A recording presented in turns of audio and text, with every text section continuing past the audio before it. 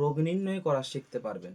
আপনি কিভাবে হাজিরা দেখবেন যে আপনার রোগীর কি সমস্যা হয়েছে, বা আমাদের কাছে অনেক ব্যক্তিরা এসে বলে যে হুজুর, আমি অনেক দিন যাবৎ ডাক্তার দেখাচ্ছি, আমার সমস্যাটা সমাধান হচ্ছে না। আপনি কি একটু আমাকে ইস্তেখারা করে দেবেন, বা আপনি কি আমাকে একটু হাজিরা করে দেবেন, যেটা দিয়ে আমি বুঝতে পারবো যে আমার রোগী আসলে কি এটা রোগ থেকে হচ্ছে, নাকি কোনো জিন্নাত থেকে হচ্ছে, বা কেউ ক্ষতি করেছে।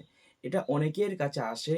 আমরা কি করি, আমরা যেহেতু এটা না জানার কারণে আমরা ইমাম সাহেবদের একটু মিথ্যা কথা বলে দিতে হয়, অথবা উল্টোপাল্টা চিকিৎসা আমরা দিয়ে ফেলি।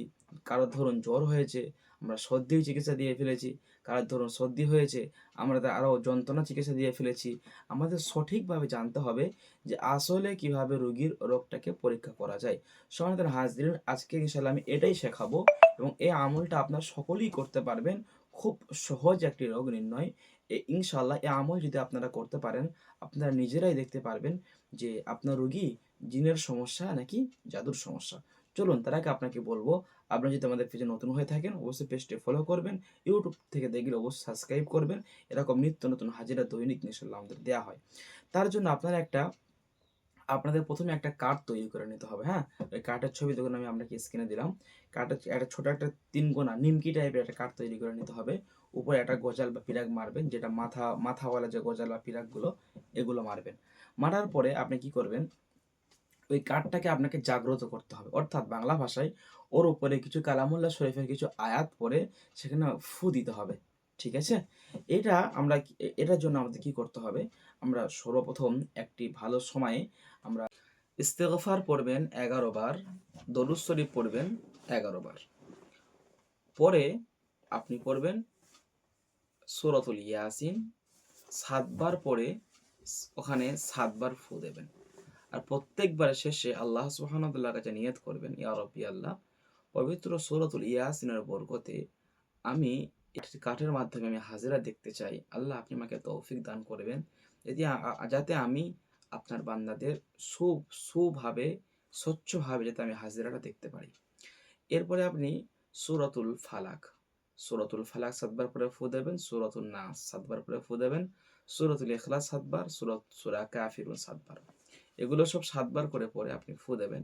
আহ, যখন আপনার এগুলো পড়া শেষ হয়ে যাবে, এরপরে যদি মোজাররব আরো স্পিরিট কাজ চান, জিন চিকিৎসার ক্ষেত্রে, বা যদি আপনি এর মাধ্যমে চিকিৎসাও করিয়ে নিতে চান, তাহলে আপনি সূরাতুল মুজাম্মিল 7 বার পরে এখানে ফু দেবেন, এবং শেষে দরুদ শরীফ 11 বার পরে এখানে ফু দেবেন কাঠটায়।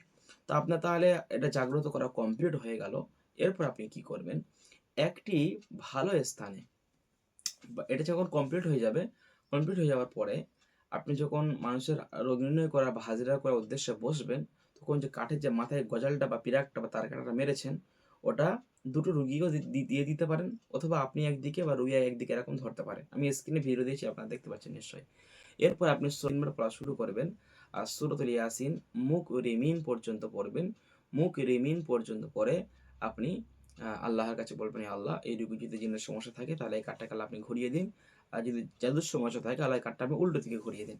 এরকম ভাবে আপনি বিভিন্ন রকম আপনি ইস্তেখারা করতে পারবেন ইনশাআল্লাহ। আরেকটি কথা বলতে ছেড়ে গিয়েছে, যখন দূরের রোগীর চিকিৎসা করবেন তখন অবশ্যই আপনি ওই একটা ছোট্ট একটা 4 কোনা এরকম কাগজ কাটবেন, ছোট একটা 4 কোনা কাগজ কেটে ওই কাগজে রোগীর নাম, রোগীর মায়ের নাম লিখবেন। রোগী যদি পুরুষ হয়, ছেলে হয়, তো রোগীর ছেলের নাম লিখবেন। ঠিক আছে? তো এরপরে ওই যে পিরাক গজালটা আছে, গজালের মধ্যে এটা ভরে দেবেন। ঠিক আছে? দিয়ে এরপরে একে ধরবেন। ইনশাআল্লাহ এটা খুব সুন্দর একটা রোগ নির্ণয় হয়, খুব সুন্দর একটা চিকিৎসা হয়। আপনি চাইলে এই রোগ নির্ণয়টা আজই করতে পারেন। এছাড়া আরো বড় বড় হাজিরা শেখার জন্য, দক্ষ একটি মুদাব্বির তদবিরকারক হওয়ার জন্য আপনি আমাদের কোর্সে ভর্তি হতে পারেন। বিস্তারিত জানতে আমাদের ফেসবুকটা ঘুরে দেখলে ছাত্ররা কেমন ক্লাস করছে আপনি সেটা বুঝতে পারবেন। আর স্ক্রিনে দেওয়া নাম্বারে আমাদের সাথে যোগাযোগ করে কথা বলতে পারেন ইনশাআল্লাহ। এবং এছাড়া তদবিরের সমস্ত সরঞ্জাম, যেমন কেশর কালির যে জাফরান আছে, বা ফাউন্ডেড যে মেটালের যে কলম আছে, এবং বিভিন্ন রকম তদবিরের সামগ্রী আপনি নিতে পারবেন। আমাদের যে অরিজিনাল যে আতর আছে আর কি, আমরা